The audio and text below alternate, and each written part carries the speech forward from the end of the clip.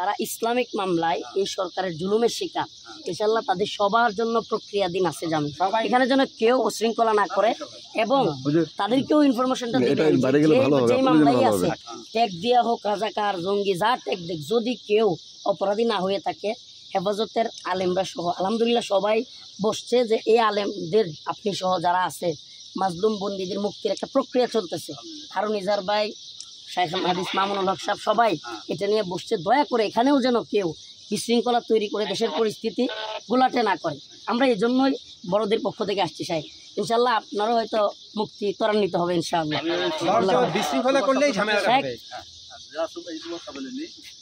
আপনি ইনফরমেশন দিয়েন স্যার, আপনি বললেই কিন্তু হয়ে যাবে যে আপনি সবাই বলে দিবেন যে রফিক আসছিল, যে উপরেও তোমাদের ইয়াগুলো নিয়ে আলোচনা হচ্ছে যে তোমাদের মুক্তি ইনশাআল্লাহ, অযথা এখানে বিশৃঙ্খলা করো না, কেউ মুক্তি হবে, আমি ওদেরকে বুঝিয়ে দিচ্ছি ইনশাআল্লাহ। আর খুব ভালো লাগলো সাহেব আপনারা দেখতে পারেন। আসসালামু আলাইকুম। আশা করা যায় ইনশাআল্লাহ। এই যে আইতাছে আরে ভাই এগুলা কি ভিডিও করছেন?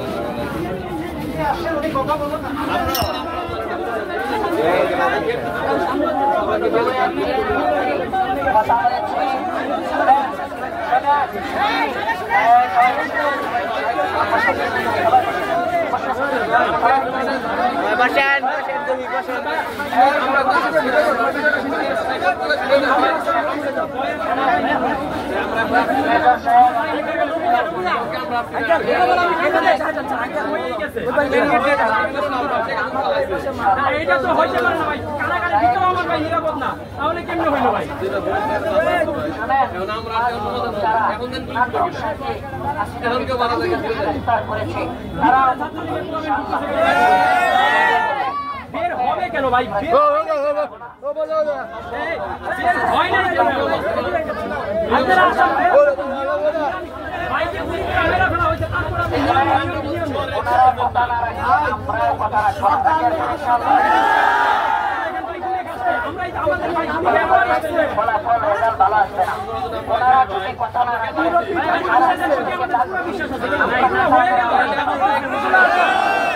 এগুলো তো হওয়ার কাম্য ছিল না।